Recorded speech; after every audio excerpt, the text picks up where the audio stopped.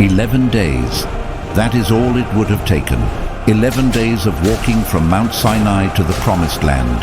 The Bible itself tells us this. Deuteronomy chapter 1 verse 2. 11 days. Instead, it took 40 years. An entire generation, every single man and woman over the age of 20, died in the desert without ever setting foot in the land God had promised them.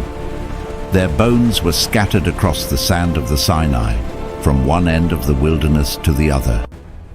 Think about that for a moment. The same God who had just shattered the most powerful empire on earth with 10 supernatural plagues. The same God who had ripped open the Red Sea like a curtain.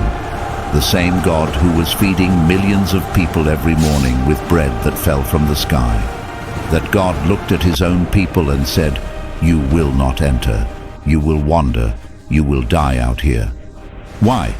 This is not a simple Bible story. This is one of the most disturbing, most challenging, and most life-changing chapters in all of Scripture. Because the answer to that question, why 40 years, will force you to look at your own life in a way you may not be ready for. But stay with me, because by the end of this video, you will understand something about God, about yourself, and about the deserts in your own life that you have never understood before. Let us go back to the beginning. The people of Israel had been slaves in Egypt for over 400 years. Not guests, not immigrants, slaves. They made bricks under a merciless sun. Their backs were torn open by the whips of Egyptian taskmasters. And when Pharaoh decided they were growing too numerous, he gave an order that still makes your blood run cold. Throw every newborn Hebrew boy into the Nile. 400 years of this, generation after generation born into chains, living in chains, dying in chains. That is not just history. That is the kind of trauma that rewires the way an entire people thinks, feels, and sees the world. Remember that. It will become important very soon. Then God intervened. He raised up Moses, a Hebrew baby who had been hidden in a basket on the Nile, found by Pharaoh's own daughter, raised in the palace, exiled to the desert after killing an Egyptian overseer, and finally called back through a bush that burned without being consumed. God told Moses, "I have seen the suffering of my people. I have heard their cry. I know their pain, and I have come down to deliver them." And deliver them he did. 10 plagues rained down on Egypt, each one more devastating than the last, each one a direct assault on a different Egyptian god. The Nile turned to blood. Darkness swallowed the land for 3 days. And in the final terrible plague, the firstborn of every Egyptian household died in a single night. Pharaoh broke. "Get out," he said. "Take your people and go." And on that night, the night of Passover, millions of Israelites walked out of Egypt. They walked out carrying gold and silver the Egyptians had given them. They walked out under the protection of a God who had just brought the most powerful nation on earth to its knees. But here is the thing nobody talks about. They walked out of Egypt, but Egypt did not walk out of them. Hold on to that phrase. Write it down if you need to. It is the key to everything that happens next. God took Israel out of Egypt in one night, but taking Egypt out of Israel, the slave mentality, the fear, the victim identity, the distorted view of God, that would take 40 years. And some of them would never let it go. Within days of leaving Egypt, the first test came. Pharaoh changed his mind and sent his entire army, 600 elite chariots, cavalry, infantry, thundering across the desert after the Israelites. Picture this. The Israelites are camped by the Red Sea. Behind them, the dust cloud of the most feared military force in the ancient world, closing in fast. In front of them, nothing but water. They are trapped. And what did they say? "Was it because there were no graves in Egypt that you brought us out here to die? We told you to leave us alone. "It would have been better to serve the Egyptians than to die in this desert." Did you catch that? They had been free for a matter of days. Days. And already they were saying slavery was better. Already they were rewriting history, as if 400 years of whips and chains and drowned babies were somehow preferable to one moment of uncertainty. This is not ancient history. This is human nature laid bare. We do this too. We romanticize the prisons we know because we are terrified of the freedom we do not. We choose familiar pain over unfamiliar possibility every single time. But God was not finished. Moses lifted his staff. A wind began to blow, a violent east wind that howled through the night. And by morning, the sea had split in two walls of water standing like skyscrapers on either side, and between them, dry ground. An entire nation walked through on foot. Men, women, children, elderly, livestock, all of them, walking on the floor of the sea. When the Egyptian army followed them in, God released the waters. Every chariot, every horse, every soldier, gone. In minutes, the most powerful army on the planet ceased to exist. Israel erupted in celebration. They sang, they danced. Miriam grabbed a tambourine. It was the greatest day in their history. Now here is something most people miss. The Red Sea was not just a rescue, it was a severance. When those waters crashed down on the Egyptian army, they also crashed down on any possibility of return. The road back to Egypt was gone, buried under the sea. God had not just opened a door forward, he had locked the door behind them, forever. And yet, and this is the terrifying part, even with the door locked, even with no physical way to go back, the hearts of the people would spend the next 40 years trying to return to a place that no longer existed. The Pharaoh in the water was dead, but the Pharaoh in their heads was still alive. Here is a principle that will change the way you see your own life. God can change your circumstances in a single night. But changing your mind, changing the way you see yourself, the way you respond to fear, the way you trust, that is a process. And sometimes that process takes a very, very long time. How long did the gratitude from the Red Sea last? 3 days. 3 days after watching God split an ocean for them, the Israelites arrived at a place called Marah. There was water there, but it was bitter, undrinkable. And immediately, they turned on Moses. What are we supposed to drink? No prayer, no God. You just divided a sea. Surely you can handle this.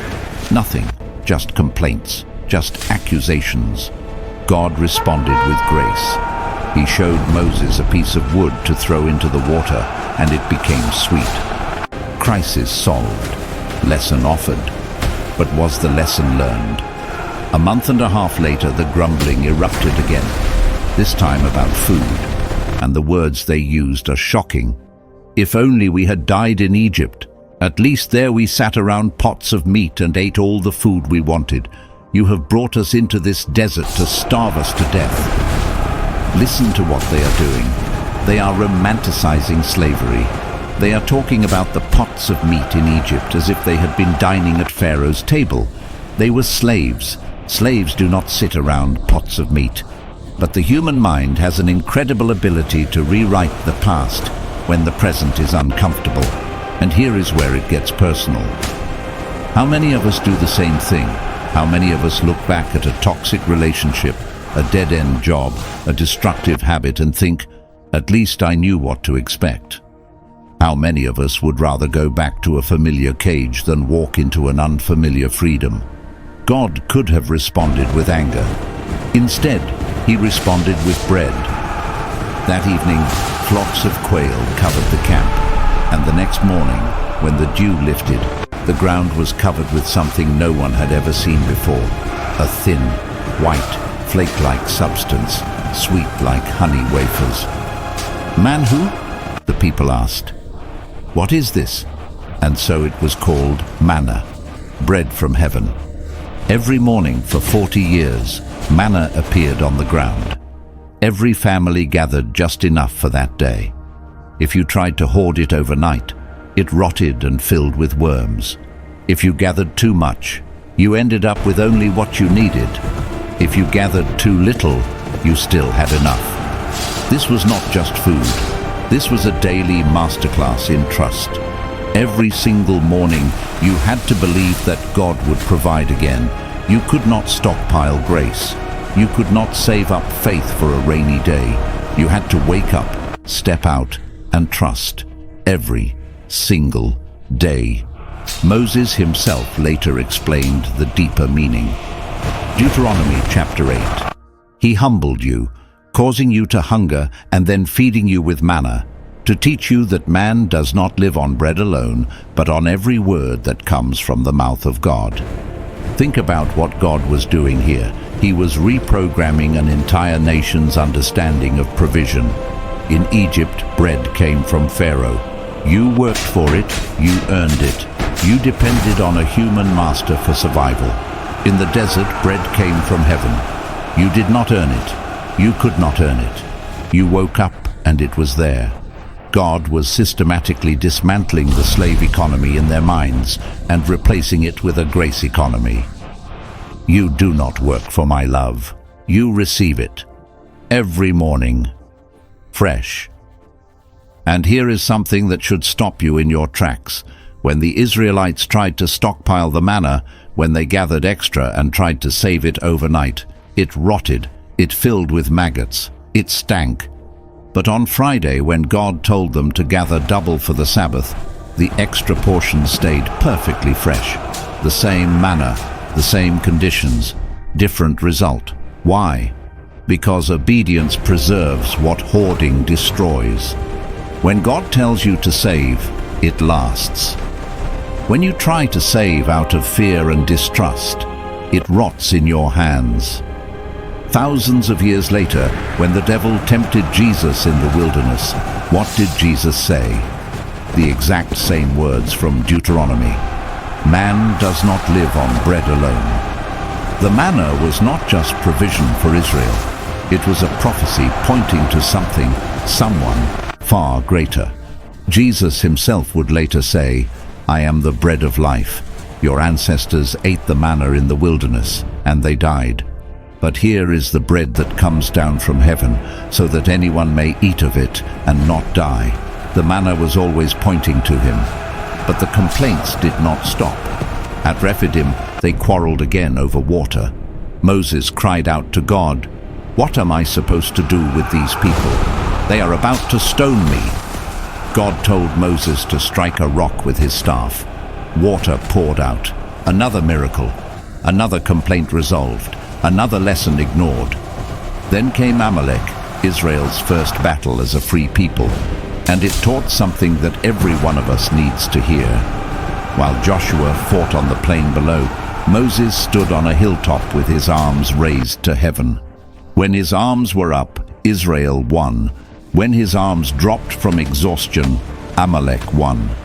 So Aaron and Hur stood on either side of Moses and held his arms up until sunset.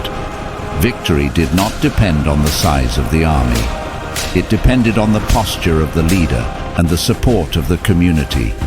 Nobody wins alone. Not in war, not in life, not in faith.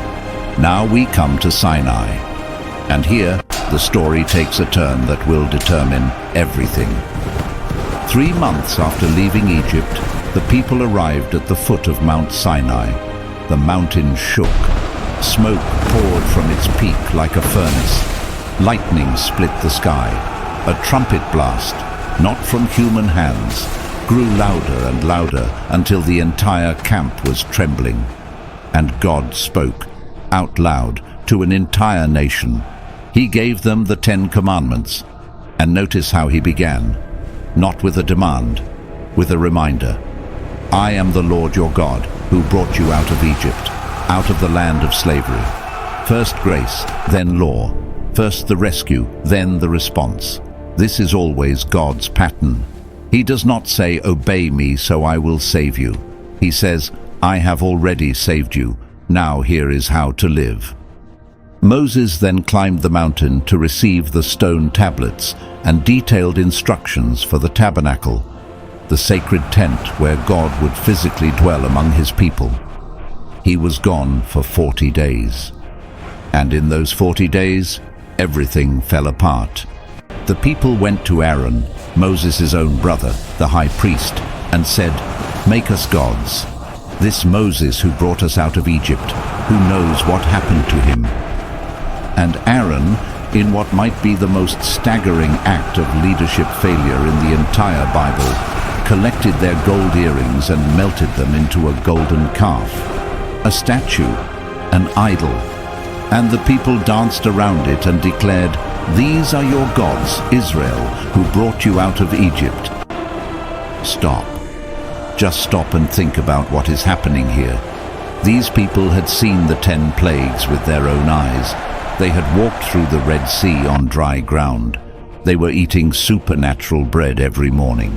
They were camped at the base of a mountain that was literally shaking and smoking with the presence of God. And in 6 weeks, they melted their jewelry into a cow and worshipped it. This moment shatters one of our most deeply held assumptions, that if people just saw enough evidence, they would believe. If they just witnessed enough miracles, they would be faithful. Number. Evidence does not produce faith. Miracles do not transform hearts. You can watch God split the sea on Monday and build an idol on Tuesday, because the problem was never a lack of evidence. The problem was the condition of the heart. And notice what they did. They did not create a new god. They made a calf, the sacred bull of Egypt, Apis, Hathor, the gods they had grown up with in slavery. When the pressure came, when the waiting got too long, they did not reach for something new. They reached back for something old, something Egyptian, something familiar. This is what makes the golden calf so devastating. It was not just idolatry, it was regression. It was proof that even standing in the shadow of Mount Sinai, with the smoke of God's presence still rising behind them, the pull of Egypt, the pull of the old identity, the old gods, the old way of thinking, was still stronger than the pull of freedom. Have you ever seen this in your own life? You experience a breakthrough. You hear from God clearly. You step into something new. And then, the moment things get uncomfortable or uncertain, you find yourself reaching back for the very thing God delivered you from. The old habit, the old relationship, the old mindset. That is the golden calf. And we all build them. And that is precisely why the desert was necessary. When Moses came down and saw the golden calf, he smashed the stone tablets on the ground. The covenant was shattered before it was even ratified. God called them a stiff-necked people, like a stubborn ox that refuses the yoke. But through the intercession of Moses, God did not destroy them. He forgave. The tablets were rewritten, the covenant was renewed, but the pattern had been established. This people needed more than a miraculous exit from Egypt. They needed a complete internal renovation. And that kind of renovation does not happen in a day, a week, or even a year. Now we arrive at the moment that changed everything, the hinge point, the single event that turned an 11-day trip into a 40-year sentence. 2 years after leaving Egypt, the Israelites arrived at Kadesh Barnea. They were standing at the southern border of the Promised Land. They could see it. The destination was right there. Moses sent 12 scouts, one from each tribe, into Canaan to explore the land. They were gone for 40 days. 40 days, the same number that will come back to haunt this entire story. When they returned, they carried a cluster of grapes so massive that 2 men had to carry it on a pole between them. Think about that. A single cluster of grapes so large, it required 2 grown men and a wooden beam. They also brought back pomegranates and figs. For a people who had eaten nothing but manna for 2 years, This fruit was proof that the promised land was not a fairy tale. It was real, it was rich, and it was right there for the taking. "The land is incredible," they reported.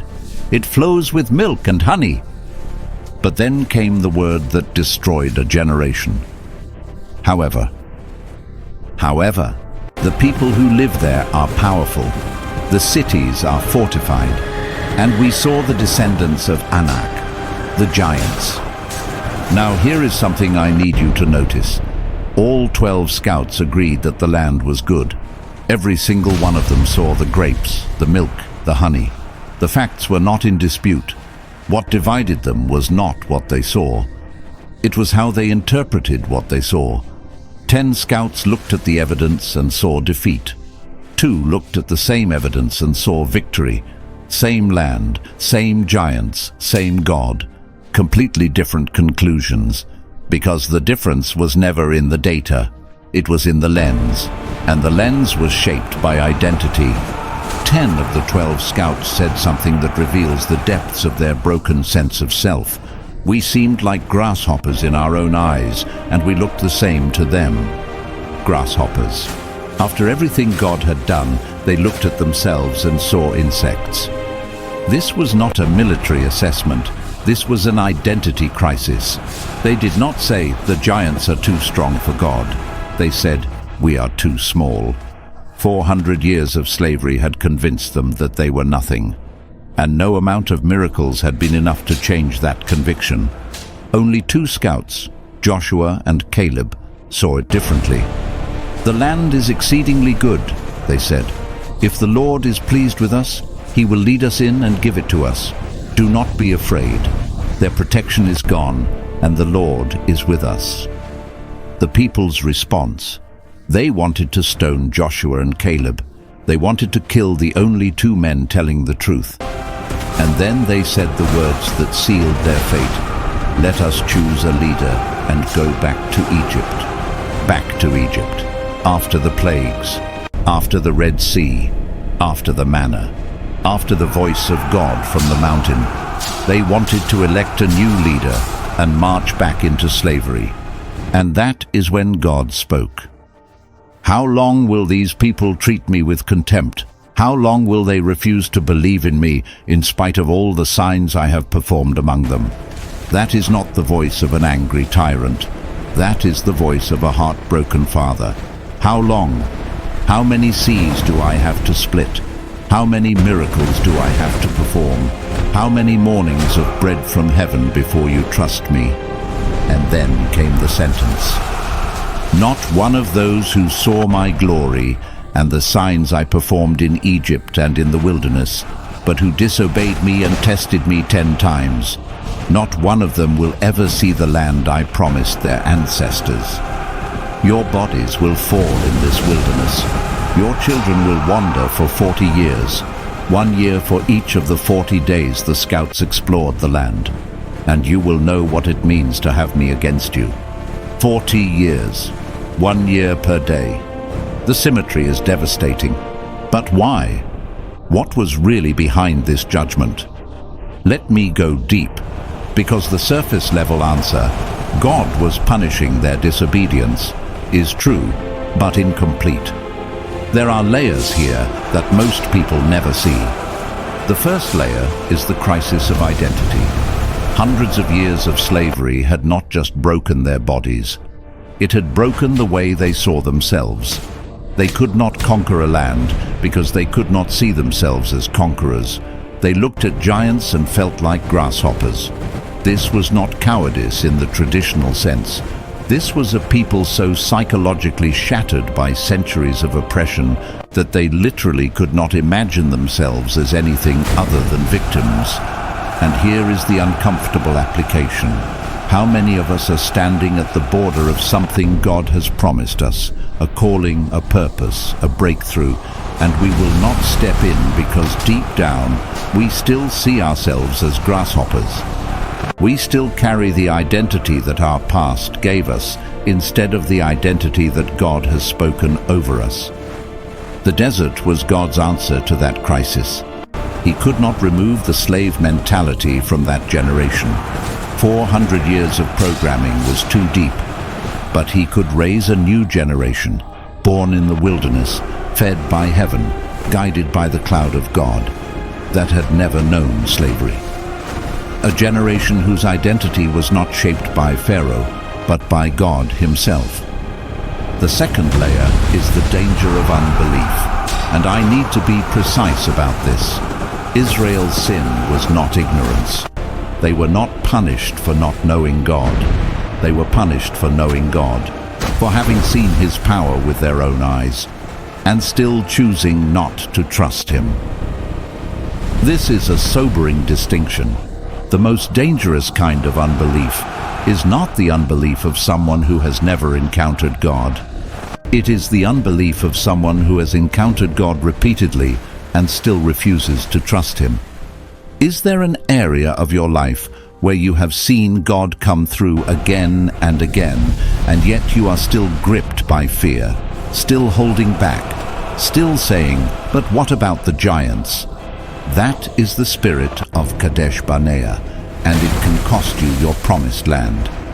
The third layer is that God was protecting Israel from itself, a nation of former slaves, psychologically broken and spiritually immature, sent into battle against hardened Canaanite warriors. That is not conquest. That is a massacre. They would have panicked at the first resistance. They would have surrendered at the first setback. God did not send them into the desert because he was angry with them. He sent them because he loved them too much to let them destroy themselves. Sometimes the no that feels like rejection is actually protection. Sometimes the delay that feels like punishment is actually preparation. Sometimes God keeps you in the wilderness, not because he has forgotten your promised land, but because he knows you are not yet the person who can live in it. The fourth layer is the lesson of daily dependence. The manna did not fall because Israel was in the desert. It fell to teach Israel something specific, that life comes from God's mouth, not from the ground. Every morning for 40 years, God was retraining their instincts. In Egypt, they depended on Pharaoh. In the desert, they learned to depend on God. And that lesson could not be taught in a classroom. It had to be lived, day after day, for decades. The fifth layer is perhaps the most countercultural truth in the entire Bible, the danger of prosperity. Moses warned the new generation explicitly in Deuteronomy chapter 8. When you have eaten and are satisfied, when you have built fine houses and your silver and gold increase, then your heart will become proud, and you will forget the Lord your God. The desert taught Israel that it is easier to seek God when you have nothing than when you have everything. Poverty drives us to our knees. Prosperity lulls us to sleep. The desert stripped away every distraction, every false security, every competing loyalty, and left Israel alone with God. And that was the whole point. The sixth layer reaches beyond Israel into eternity, the prophetic pattern. 40 is never random in the Bible. Moses spent 40 days on Sinai. Elijah walked 40 days to Horeb. Nineveh was given 40 days to repent. Jesus fasted 40 days before beginning his ministry. The number 40 is always a threshold, a period of testing and transformation that precedes something new. Israel's 40 years in the desert were not just a punishment. They were a prophetic template, a pattern that would repeat itself throughout the story of salvation, pointing toward the ultimate wilderness, the one Jesus would enter to face the same temptations Israel had failed and to succeed where they had fallen. Now let me tell you what actually happened during those 40 years, because it is not what most people assume. Most people picture 40 years of silence, 40 years of nothing, God turning his back and walking away. That could not be further from the truth. The pillar of cloud never left. For 40 years, every single day, a visible manifestation of God's presence hung over the camp. Cloud by day to shield them from the desert sun, fire by night to light the darkness. When the cloud moved, they moved. When it stopped, they stopped. Every day, all they had to do was look up, and there was the proof. God is still here. The manna never stopped. For 40 years, God cooked breakfast for an entire nation. Every morning, without exception, bread appeared on the ground. In a desert where nothing grows, millions of people ate every day. That is not abandonment. That is relentless, stubborn, daily faithfulness. And here is a detail that is almost too extraordinary to believe. Deuteronomy chapter 8, verse 4. Your clothes did not wear out, and your feet did not swell during these 40 years. Their shoes lasted 40 years. Their clothes never tore. For 4 decades in a harsh desert, the normal laws of wear and decay were suspended. Think about what that means. Every time they looked down at their sandals, every time they put on their cloak, they were wearing a miracle. Now consider the math for a moment. Scholars estimate that the Israelite camp in the wilderness numbered between 1.5 and 2 million people. To feed that many people in a desert, the daily manna would have needed to cover an enormous area.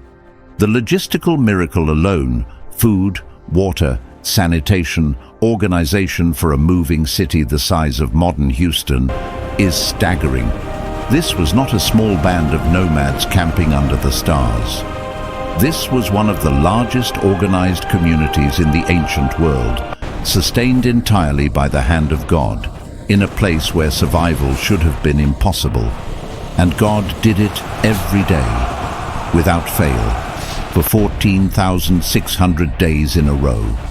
That is not the behavior of a God who has abandoned his people. That is the behavior of a God who is obsessively, relentlessly, stubbornly faithful, even when his people do not deserve it, even when they complain about the very manna he gives them, even when they accuse him of trying to kill them in the place where he is keeping them alive. But there were also terrible moments. The rebellion of Korah, when 250 leaders challenged Moses' authority and the earth opened and swallowed them alive. The venomous snakes sent when the people grumbled yet again, though God also provided the remedy, a bronze serpent on a pole that healed anyone who looked at it. Centuries later, Jesus would point to that bronze serpent as an image of his own crucifixion. Just as Moses lifted up the snake in the wilderness, so the Son of Man must be lifted up. And there was the heartbreaking failure of Moses himself.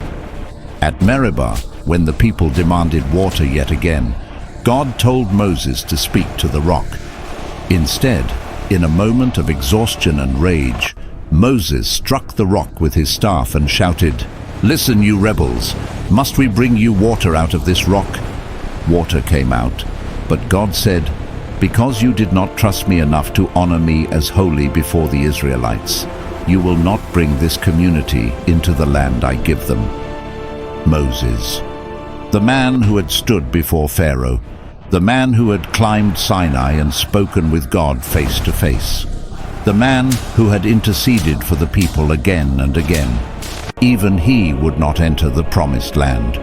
One moment of misplaced anger, and the greatest leader in Israel's history lost the right to finish his mission. This tells you 2 things. First, God holds leaders to a higher standard because their actions represent him to others. Second, nobody is too important to face the consequences of their choices. Year after year, the old generation faded. One by one, they were buried in the sand. And as they faded, something new emerged. Their children, born in tents, raised on manna, knowing no life except the wilderness and the God who sustained them in it, grew into adults with a fundamentally different character. They had no memory of Egypt, no nostalgia for Pharaoh's table, no inner Pharaoh whispering that slavery was safer. They had grown up watching the cloud of God move ahead of them. They had grown up gathering bread from heaven every morning.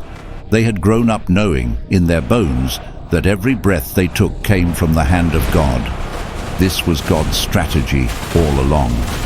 He could not deprogram 400 years of slavery from the minds of the parents, but he could program something entirely new into the hearts of the children. The desert was not a wasteland. It was an incubator. In the desert, Israel learned community. The tabernacle sat at the center of the camp, and the 12 tribes arranged themselves around it in precise formation. They moved together. They camped together. They worshipped together. In the desert, there was no room for individualism. You survived as a community or not at all. And that communal identity, forged in shared hardship, would become the foundation of the nation they were about to build. In the desert, Israel learned to hear God's voice.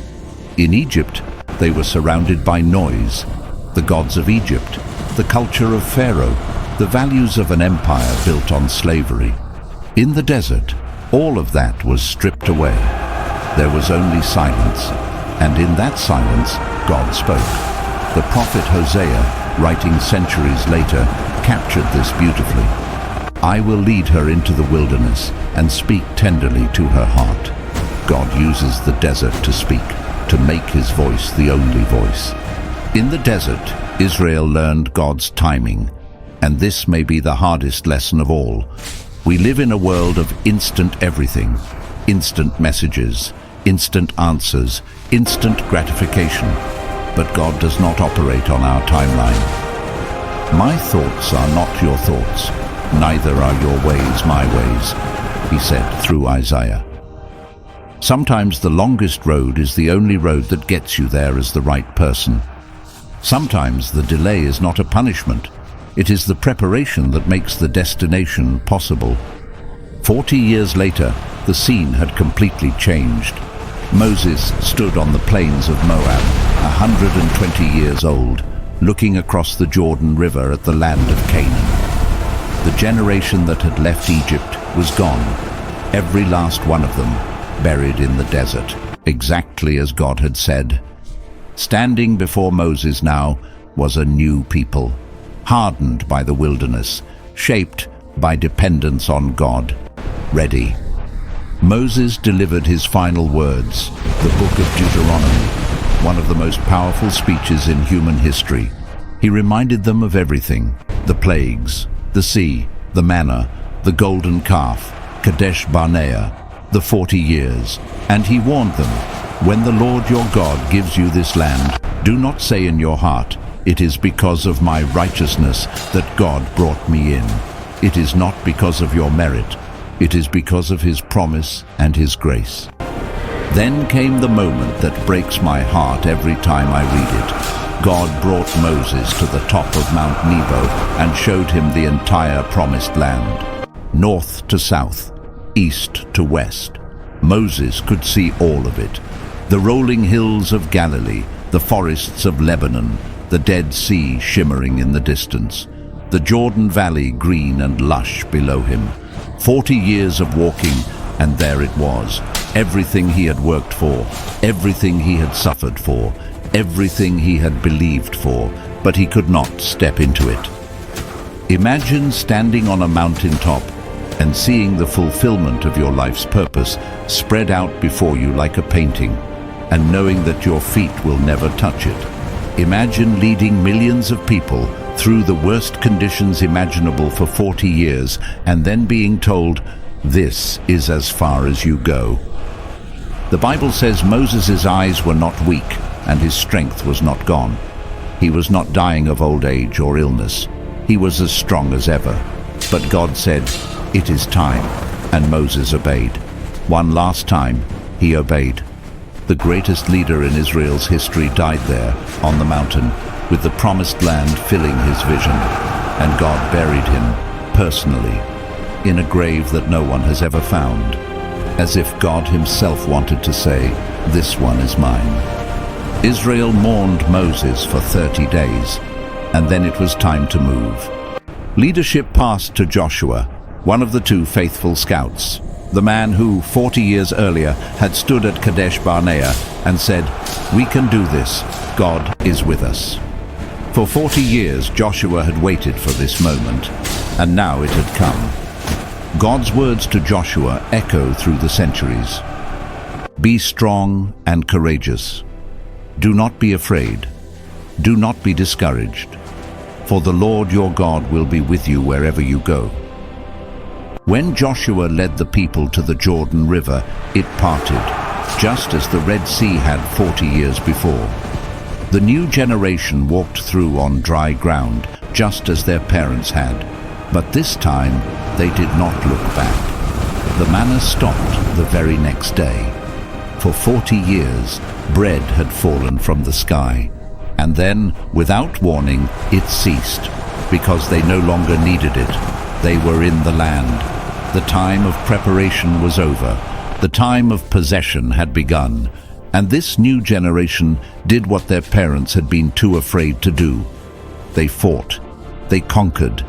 City after city. Battle after battle. Not because they were stronger, not because they were braver, but because they had been forged in the desert, because they knew who their God was, because they had no Egypt to go back to and no Pharaoh in their heads telling them they were slaves. Now I want to tell you something about a man named Caleb, because his story might be the most inspiring thing in this entire account. Caleb was one of the 2 faithful scouts. At Kadesh Barnea, when everyone else said, "We cannot do it," Caleb said, "We certainly can." For that faith, God spared his life, but Caleb still had to walk through the desert for 40 years alongside the generation that had failed. He watched his peers die one by one, year after year. He waited for 40 years. When the conquest finally began, Caleb was 85 years old. 85. Most people at that age are looking for rest. Caleb was looking for a fight. He went to Joshua and said something that still gives me chills. Give me this mountain. Not a valley, not a plain, not a piece of land that had already been cleared. He wanted the mountain, the specific mountain where the giants lived, the Anakim, the very same giants that had terrified the other scouts 4 decades earlier. And he said, "I am still as strong today as the day Moses sent me out.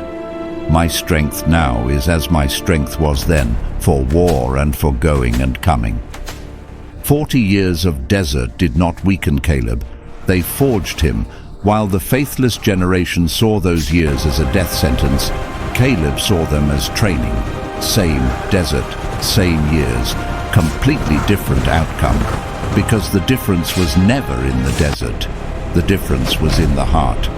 And that is the question that this story puts in front of you today. Are you in a desert right now? Maybe you have been there for a long time. Maybe you feel forgotten. Maybe you have been praying and nothing seems to be changing. Maybe you look around and see nothing but sand and silence, and you are wondering if God has abandoned you. He has not. Maybe your desert is a season of waiting, waiting for a door to open, waiting for a prayer to be answered, waiting for something to change that has been the same for so long you have stopped believing it ever will. Maybe your desert is a season of loss, the loss of someone you love, the loss of a dream, the loss of the life you thought you would have by now. Maybe your desert is loneliness, or illness, or failure, or that crushing feeling that everyone else has crossed their Jordan while you are still stuck in the sand. I need you to hear this. Every desert has an expiration date. 40 years is the longest desert in the Bible, and even that one ended. The Jordan parted. The manna stopped because it was no longer needed. The land of milk and honey was real, and the people who endured the desert walked into it. Your desert is not forever, but what you do in the desert determines what you carry out of it. Caleb carried strength. The grumblers carried nothing. They did not even make it out alive. The manna is still falling. The cloud is still there. Your shoes are not wearing out. God is not punishing you. He is preparing you. The desert is not your destination. It is your training ground. It is the place where God strips away everything that is not essential, so that the only thing left is you and Him. But here is what you must decide. Will you be the first generation or the second? Will you spend your desert years grumbling, looking back, wishing for the pots of meat in Egypt? Or will you be like Caleb, using the waiting to grow stronger, to deepen your trust, to become the person who can walk into the promised land and actually possess it? The difference between 11 days and 40 years was never about distance. It was about the heart. God is not asking you to be perfect. He is asking you to trust Him, to stop looking back, to stop seeing yourself as a grasshopper, to stop trying to elect a new leader and go back to Egypt. He is asking you to look at the giants in your life and say what Caleb said. Their protection is gone. The Lord is with us. Your promised land is real. It is not a fantasy. It is not just for other people. God promised it to you, and God does not break His promises. But you have to be willing to cross the Jordan. You have to be willing to face the giants. You have to be willing to let the desert do its work in you, because the God who brought you out of your Egypt is the same God who will bring you into your promised land. The God who has been feeding you manna in the wilderness is the same God who has milk and honey waiting on the other side. The God who has been with you in the fire by night is the same God who will fight your battles in the daylight. 40 years of manna every morning, 40 years of cloud by day and fire by night, 40 years of clothes that never wore out, 40 years of presence, constant, faithful, stubborn, unshakable presence, even when His people grumbled and complained and begged to go back to chains. If God was that faithful to a people who tested Him 10 times, He will be faithful to you. If God did not give up on Israel in the desert, He will not give up on you in yours. Even in the desert, God satisfies. Even in the waiting, God provides. Even in the silence, God speaks. And on the other side of your wilderness, there is a land flowing with milk and honey, with your name on it. Do not die in the desert looking back at Egypt. Cross the Jordan, take the mountain. Your 40 years can end today. I want to leave you with one final image. When Joshua led the people across the Jordan, God told him to have 12 men pick up 12 stones from the middle of the riverbed and stack them on the other side. A monument, a pile of rocks. And God told Joshua why. So that when your children ask tomorrow, what do these stones mean? You can tell them, this is where God brought us through. One day, you are going to look back at this season of your life, this desert, this waiting, this struggle, and you are going to stack your own stones. You are going to tell someone, this is where God sustained me. This is where He fed me when I had nothing. This is where He carried me when I could not walk. This is where I learned to trust Him. Your desert is not the end of your story. It is the chapter that makes everything after it possible. If this video spoke to you, leave a like. Subscribe so you do not miss what is coming next. And share this with someone who needs to hear it. Someone who is in their own desert right now and needs to be reminded that God has not forgotten them. May the Lord bless you and keep you.